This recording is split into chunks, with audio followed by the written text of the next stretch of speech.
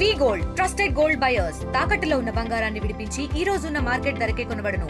మరిన్ని వివరాలకు సంప్రదించండి 7710 ఎన్టీఆర్ వర్ధంతి సందర్భంగా చేసిన వ్యాఖ్యలు జనసేనలో ఓ రకంగా జన సైనికులను కూడా ఒక మనోవేదనకు గురి చేసినటువంటి పరిస్థితి. అయితే ఈ నేపథ్యంలో ఆయన తన వ్యక్తిగత అభిప్రాయంగా చెప్పడం జరిగింది. అయితే మనతో పాటు జనసేన నేత రమణ గారు ఉన్నారు. ఆయన అడిగి తెలుసుకునే ప్రయత్నం చేద్దాం. అసలు నిన్న ఆయన చేసినటువంటి వ్యాఖ్యలను ఎలా చూడొచ్చు అనే అంశం అడిగి తెలుసుకుందాం. చెప్పండి. గత వైసీపీ ప్రభుత్వం పాలించిన తీరు, ఆయన దౌర్జన్యాలు, వాళ్ళ పరిపాలన సామాన్య ప్రజలకే కాకుండా మాజీ మంత్రివర్యులు అచ్చెన్నాయుడుతో అరెస్ట్ చేసిన తీరు, స్వయానా వైసీపీ ఎంపీ రఘురామకృష్ణరాజును అరెస్ట్ చేసిన తీరు చూస్తే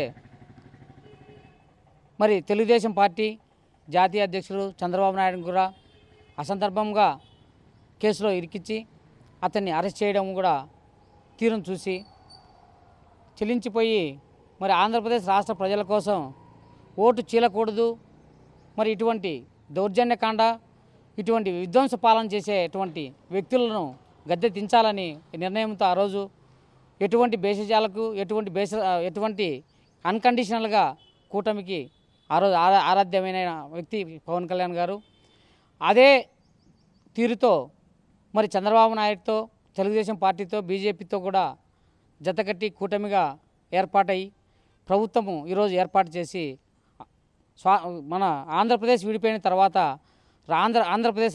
ఉమ్మడి ఆంధ్రప్రదేశ్ రాష్ట్రం విడిపోయిన తర్వాత ఆంధ్రప్రదేశ్ తీరు చాలా దౌర్భాగ్యమైన పరిస్థితి. నిధులు లేక, నియామకాలు లేక ఇబ్బంది పడుతున్న తరుణంలో ఆంధ్రప్రదేశ్ ప్రజల కోసం తీసుకున్న నిర్ణయం ఆ రోజు కూటమి ప్రభుత్వం. మరి ఇటువంటి కూటమి ప్రభుత్వం ఆంధ్రప్రదేశ్ ప్రజల కోసం, వాళ్ళ ఔన్నత్యం కోసం నిరంతరము పాటుపడుతున్న చంద్రబాబు నాయుడు గారు అయితేనేమి, మా జనసేన పార్టీ అధ్యక్షుడు పవన్ కళ్యాణ్ అయితేనేమి సామాన్య ప్రజల కోసం నిరంతరం ఆలోచిస్తున్నటువంటి తరుణంలో ఇటువంటి అసమానతలు పారదోలేదానికి వాళ్ళు తీసుకున్న నిర్ణయాలు సాహసోపేతమైన నిర్ణయాలు.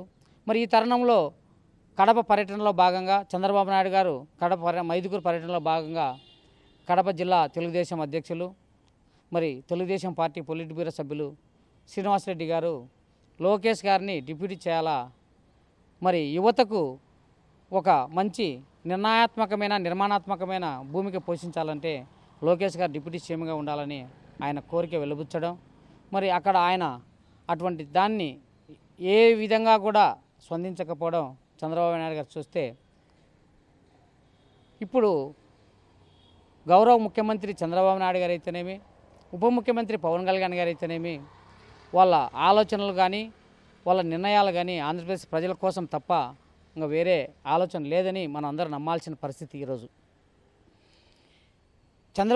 పవన్ కళ్యాణ్ గారు అయితే ఇటువంటి క్లిష్టకాలంలో గద్దె దించాలని చెప్పి దించేసి ఈరోజు స్వాతంత్రం వచ్చిన తర్వాత 77 సంవత్సరాలు అయినప్పటికీ కూడా ఆంధ్రప్రదేశ్లో ఒక డోలీ సిస్టమ్, ఒక కనీస సౌకర్యం లేని పరిస్థితి, రోడ్డు లేని పరిస్థితి, గ్రామాలను కూడా గుర్తించి అటువంటి గ్రామాలకు రోడ్లు వేసిన పరిస్థితి ఆయన ఆలోచనలకు అద్దం పట్టే పరిస్థితి. మరి ఈ ఆంధ్రప్రదేశ్ ప్రజలను సమూలంగా సమానంగా ఆర్థికంగా పాలించేదానికి ఏర్పాటు చేసుకున్న వ్యవస్థలో భాగంగా ఉద్యోగస్తుల మీద దాడి చేసిన తర్వాత కడపకు వచ్చి ఆ ఎంపీడీఓ గారిని పరామర్శించి మరి కడప నుంచి గాలివీడికి 100 కిలోమీటర్ల పోను రాను 200 కిలోమీటర్లు అతనికి ప్రాణహాని ఉన్నప్పటికీ కూడా ప్రయాణం చేసి ఉద్యోగస్తులందరికీ కూడా ధైర్యం నింపిన వ్యక్తి పవన్ కళ్యాణ్ గారు. మరి వాళ్ళు వ్యవస్థల కోసం, వ్యవస్థల పటిష్టం కోసం నిరంతరము గౌరవ ముఖ్యమంత్రి చంద్రబాబు నాయుడు గారు, పవన్ కళ్యాణ్ గారు ఆలోచిస్తూ ఉంటే ఎక్కడ కూడా పదవుల కోసం ఆరాటపడే తీరు ఈ కూటమిలో ఈ 3 పార్టీల్లో ఎక్కడ కనిపించలే. పదవుల కోసం ఎవరు కూడా పోటీ పడే మనస్తత్వం కలిగిన వ్యక్తులుగా లేరు. చంద్రబాబు నాయుడు ముందు పాలించిన తీరు వేరు. 2019 నుంచి 2024లో ఆంధ్రప్రదేశ్ ఎదుర్కొన్న పరిస్థితులకు అనుగుణంగా ఆయన మైండ్ సెట్ను కూడా మార్చుకొని ఆయన పాలనను కూడా వినూత్నంగా కొనసాగిస్తున్నాడని చెప్పి పదే పవన్ కళ్యాణ్ గారు చెప్పడం చూస్తే ఈ కూటమి ఇంకా 10 సంవత్సరాలు అనుభవజ్ఞ వ్యక్తుల దగ్గర పనిచేయాలా, అనుభవం నేర్చుకోవాలని చెప్పి పవన్ కళ్యాణ్ గారు ప్రతి సమస్యను కూడా దగ్గరగా చూస్తూ ప్రజలకి నిర్మాణాత్మకమైన సందేశాన్ని ఇస్తూ ధైర్యం నింపుతూ ముందుకు పోతున్న ఈ కూటమి ప్రభుత్వంలో ఇటువంటి ఒక అసందర్భ వ్యాఖ్య అంటే ఆయన మరి శ్రీనివాసరెడ్డి గారు పొలిట్ బ్యూరో సభ్యుడు, తెలుగుదేశం పార్టీ తీసుకునే ఏ నిర్ణయం కూడా ఆయన భాగస్వామ్యం ఉంటుంది. మరి ఆయన వ్యక్తిగతంగా అన్నాడో మరి పార్టీ నిర్ణయం మాకు తెలియదు, కానీ మరి ఈ కూటమి ఆంధ్రప్రదేశ్ ప్రజల కోసమే పనిచేస్తుంది, ఆంధ్రప్రదేశ్లో బాగు కోసమే పనిచేస్తుంది అని చెప్పి నిరంతరము గౌరవ ముఖ్యమంత్రి చంద్రబాబు నాయుడు పవన్ కళ్యాణ్ చెప్తా ఉన్న తీరు ఇదే నిదర్శనం. ఎప్పటికి కూడా పదవుల కోసం ఇంకొకటి కోసం ఆరాటపడిన తీరు వాళ్ళిద్దరిలో కనపడట్లే. మరి ఇది ఆయన వ్యక్తిగతంగానే అన్నాడని నేను అనుకుంటా ఉన్నా. ఈ కూటమిలో చిచ్చులు రేపేదానికి కానీ ఒక అసందర్భ పరిస్థితులను నెలకొల్పేదానికి కానీ ఎవరు ఎక్కడ కూడా ప్రవర్తించినా కూడా ఇవన్నీ ప్రజలు కానీ జనసేన నాయకులు కానీ తెలుగుదేశం నాయకులు కానీ నమ్మకూడదు.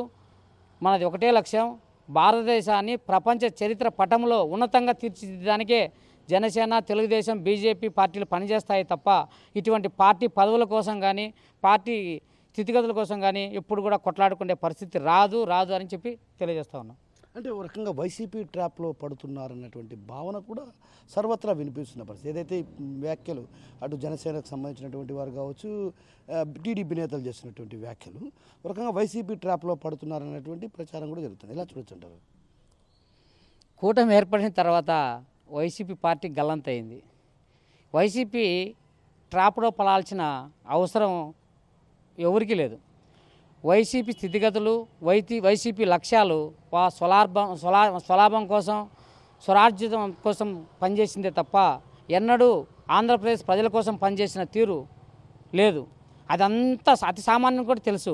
వైసీపీలో ట్రాప్లో సామాన్యుడే పడడం లేదు. ఈరోజు సామాన్యుడే ఆలోచించడం లేదు వైసీపీ పార్టీ గురించి. మిగతా పార్టీలు పడాల్సిన అవసరం లేదు. కూటమి నిర్భయంగా ఇంకా 20 ఏళ్ళు కలిసి పనిచేసేదానికి ముందు కృతనిశ్చయంతో ఉంది.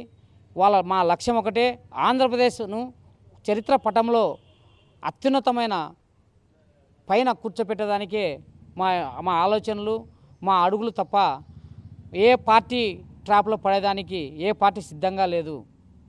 అంటే ఒక రకంగా ఇప్పుడు ఏదైతే పవన్ కళ్యాణ్ గారు పార్టీ బలపడుతుంది, టీడీపీ క్రమక్రమేపీ బలహీనపడే అవకాశాలు ఉన్నాయన్నటువంటి భావన టీడీపీ శ్రేణుల్లో వ్యక్తం అవుతుంది. ఏదైతే లోకేష్కి డిప్యూటీ మంత్రి పదవి నుంచి డిప్యూటీ సీఎంగా ప్రమోట్ చేస్తే కొంత పార్టీ బలపడే అవకాశాలు లేకపోలేదు కదా అన్న భావన కొంతలో వినిపిస్తుంది. ఎలా చూడాలంటారు?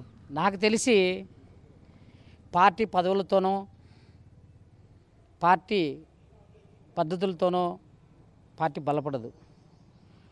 పార్టీ నడిపే నాయకుడు ఒక సమర్థత కలిగి ఉండాలి. సామాన్య ప్రజల స్థితిగతులు తెలుసుకునే నాయకుడిగా ఉండాలి. సామాన్య ప్రజలకు కనీస అవసరాలు 1983లో ఎన్టీ రామారావు గారు సామాన్యునికి కూడు గూడు గుడ్డ అని వచ్చి ఆయన మానియాతో ఆంధ్రప్రదేశ్ తెలుగు జాతిని ఢిల్లీలో వినిపించిన మహోన్నత వ్యక్తి ఎన్టీఆర్. తర్వాత అతి సామాన్యుని కోసం ఆలోచించే వ్యక్తి, అటువంటి మాన్యాన్ని తీసుకొచ్చే వ్యక్తి, అటువంటి గొప్ప ఉద్దేశాలు లక్ష్యాలు కలిగిన వ్యక్తి పవన్ కళ్యాణ్ గారు. రామారావు తర్వాత సామాన్యుని కోసం ఆలోచించే ఏకైక వ్యక్తి, ఈరోజు రాష్ట్ర వ్యాప్తంగా కాకుండా దేశవ్యాప్తంగా కీర్తించబడే వ్యక్తి. సామాన్యునికి సాటి పొలిటికల్ లీడర్స్కి సహచర మంత్రులకి ఈ వ్యవస్థలు నడిపే ఉద్యోగస్తులకు కూడా భరోసా ఇస్తూ రోజు రోజుకు అతి సామాన్యులకు దగ్గరైతూ వాళ్ళ స్థితిగతులను తెలుసుకుంటూ వాళ్ళ స్థితిగతులే పరమావధిగా పనిచేస్తూ రోజుకు 18 నుంచి 19 గంటలు పనిచేస్తూ ఆయన కష్టపడిన తీరు చూస్తే మరి ఇంతకన్నా ఇంకా నిదర్శనం ఏం కావాలా? ఏ పదవులు ఇస్తేనో పార్టీ బలపడుతుందని కాదు, ఏ పదవులు పొందితేనే పార్టీ బలపడదు.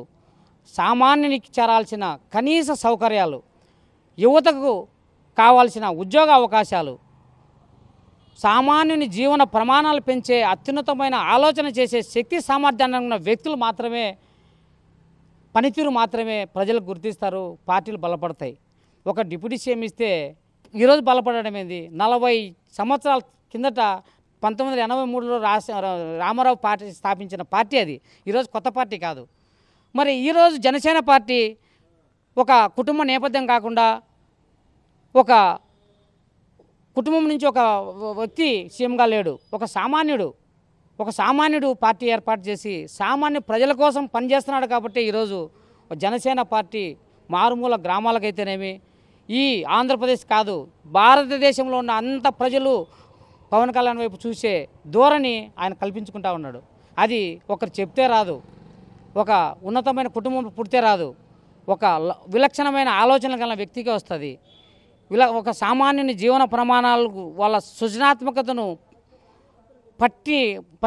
నాడి పట్టిన వ్యక్తికే అవన్నీ సాధ్యమవుతాయి. సో మొత్తం మీద ఏదైతే టీడీపీ పోలిట్ బ్యూరో సభ్యులు శ్రీనివాసులు రెడ్డి చేసిన వ్యాఖ్యలు అవి వ్యక్తిగతంగానే తీసుకోవాలి. పార్టీ పరంగా ఆయన ఏదైతే పార్టీకి సంబంధించిన నేతగా వ్యక్తిగత అభిప్రాయాన్ని వ్యక్తం చేశారు. దీన్ని అంత పెద్దగా పరిగణలోకి తీసుకోవాల్సిన అవసరం లేదు. ఎందుకంటే పార్టీ బలపడాలంటే కేవలం పదవులతోనే పార్టీ బలపడదు. అయితే ఈ నేపథ్యంలో ప్రజల్లో కూడా మంచి పేరు, ఒక గొప్ప పేరు సాధించాలంటే సామాన్యమైనటువంటి వ్యక్తిగా పవన్ కళ్యాణ్ పనిచేస్తున్నారు. ఆ నేపథ్యంలోనే ఇప్పుడు ప్రస్తుతం ఏదైతే చేసినటువంటి వ్యాఖ్యలను కూడా పట్టించుకోవాల్సిన అవసరం లేదు. తొలుత ఏదైతే కూటమి లక్ష్యం ముందు రాష్ట్ర అభివృద్ధి, రాష్ట్రాన్ని చరిత్ర పటంలో నిలపాలన్నదే వారిద్దరి లక్ష్యం. ఆ లక్ష్యం దిశగానే పయనిస్తారే తప్ప ఎవరు ఒకవేళ వైసీపీ వాళ్ళు ఎన్ని ట్రాప్లో చేసినా ఆ ట్రాప్లో పడే పరిస్థితి కూటమికి ఎప్పుడూ ఉండదన్నటువంటి భావన మనతో పాటు ఉన్నటువంటి జనసేన నేత రమణ గారు చెప్తున్నారు. కెమెరా పర్సన్ హరితో కిషోర్, RTV, కడప నుంచి. ఉత్తరప్రదేశ్లో అతి సామాన్యుడు కాంశీరామ్ గారు పార్టీ ఏర్పాటు చేసి ఏ పదవి పొందాడు? మరి అక్కడ బహుజన పార్టీని ఏర్పాటు చేసి ఒక సామాన్యురాల్ని ముఖ్యమంత్రిని చేసి ప్రతి సామాన్యంలో కూడా చైతన్యం నింపి మరి ఆ చరిత్ర సృష్టించిన వ్యక్తి కాంశీరామ్. మరి ఆయన ఏ పదవులు తీసుకోవాలా? ఆయన ఈరోజు ప్రతి వ్యక్తి కూడా కీర్తించబడుతున్నాడు. కాంశీరామ్ పదవులతో పార్టీ బలపడదు, ఇంకొక దాంతో పార్టీ బలపడదు. ప్రజల కోసం పనిచేసే వ్యక్తులకు వల్ల ప్రజల కోసం నిరంతరం కృషి చేస్తున్నటువంటి ఆలోచనలే ప్రజల ఆలోచనలుగా వెళ్తాయి తప్ప పదవులతో పార్టీ ఎన్నడూ బలపడదు. అటువంటి అపోహలు అందరూ కూడా మానేసి కూటమిలో ఉన్న నాయకులందరూ కూడా ఆంధ్రప్రదేశ్ ప్రజలు ఏ నమ్మకంతో అయితే మనకు ఓట్లేశారో, ఏ ఉద్దేశాలతో అయితే మనల్ని నిలబెట్టారో ఆ నమ్మకాన్ని, ఆ ఉద్దేశాలని ఒమ్ము చేయకుండా వాళ్ళ జీవన స్థితిగతులను మెరుగుపరచడానికి ప్రయత్నించాలే తప్ప పదవుల కోసం ఎన్నడూ కూడా ఈ కూటమిలో ఉన్నటువంటి ఏ నాయకులు కూడా పోటీ పడరని నేను విశ్వసిస్తూ ఇటువంటి అపోహలకు దారి తీయకూడదని చెప్పి ఈ కూటమి మున్ముందు ఈ ఆంధ్రప్రదేశ్ బాగోగుల కోసం మంచి ప్రయత్నం చేసి మంచి రాష్ట్రంగా తీర్చిదిద్దడానికి వాళ్ళిద్దరినీ కూడా గౌరవ ముఖ్యమంత్రి చంద్రబాబు నాయుడు గారు, ఉప ముఖ్యమంత్రి పవన్ కళ్యాణ్ గారిని ఆ భగవంతుడు మంచి ఆరోగ్యాన్ని ప్రసాదించి ఈ రాష్ట్రంలో మంచి భూమిక పోషించి ఈ దేశంలోనే ఉన్నత రాష్ట్రంగా తీర్చిదిద్దడానికి వాళ్ళకి శక్తియుక్తులు ప్రసాదించాలని కోరుకుంటాను. గత వైసీపీ అరాచక ప్రభుత్వ పాలనను ఎదుర్కొనే విధానంలో అయితేనేమి, చంద్రబాబు నాయుడు గారిని అరెస్ట్ చేసిన తర్వాత మరి నిస్సహాయత ఉన్నటువంటి జైల్లో ఉన్నటువంటి చంద్రబాబు గారిని పరిచయం ఆయన్ను పలకరించేదానికి తీసుకున్న నిర్ణయం సాహసోపేత నిర్ణయం. మరి ఈ కూటమి ప్రభుత్వం ఏర్పాటు చేయడంలో ముఖ్య భూమిక పోషించినటువంటి పవన్ కళ్యాణ్ గారికి సీఎంగా కాకుండా అనుభవజ్ఞుడైన నన్ను ప్రపోజ్ చేసినాడు కాబట్టి మరి ఇటువంటి శక్తివంతుని ధైర్యవంతమైనటువంటి నాయకునికి నాతో సమానంగా గౌరవ మర్యాదలు ఎక్కడ తగ్గకుండా చూసుకుంటానని చెప్పి ఒక డిప్యూటీ సీఎం పోస్ట్ అంటే ఒక సీఎంతో సమానమైన పోస్టుగా ఆ రోజు ఆయన చంద్రబాబు గారి అభివర్ణించి చూసాం మనం. చంద్రబాబు నాయుడు గారు నాకు కలిగే గౌరవ మర్యాదలు ఎక్కడ కూడా పవన్ కళ్యాణ్కి జరగాలి. నా ఫోటో ఎక్కడుంటే పవన్ కళ్యాణ్ గారికి అదే సైజులో అక్కడే నా పక్కనే ఫోటో పెట్టే విధంగా మరి అన్ని ప్రభుత్వ సంస్థలకు చంద్రబాబు నాయుడు గారు చెప్పడం చూస్తే అంటే రాష్ట్రానికి ఒకరే సీఎం ఉంటారు కాబట్టి సమానమైన హోదా కల్పించినటువంటి డిప్యూటీ సీఎం పోస్టును క్రియేషన్ చేయడం, మరి ఆయనకు సమాంతరంగా హక్కులుగా ఆయనకు సమాంతరమైన గౌరవ మర్యాదలు కల్పించే విధంగా చంద్రబాబు నాయుడు గారు ఆ రోజు నిర్ణయం తీసుకున్నారు డిప్యూటీ సీఎం అంటే. డిప్యూటీ సీఎం అనేది ఆషామాషి ఈరోజు కాదు. గత ప్రభుత్వం 5 మంది డిప్యూటీ సీఎంలు ఇచ్చింది.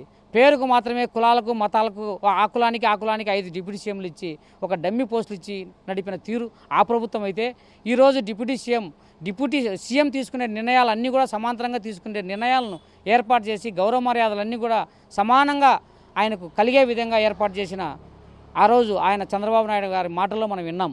మరి అటువంటి బలమైన శక్తివంతమైన సామాన్య ప్రజల స్థితిగతులు తెలిసిన వ్యక్తిగా గుర్తించినాడు కాబట్టే ఈ గౌరవ మర్యాదలు చంద్రబాబు నాయుడుకి ఇవ్వడం జరిగింది.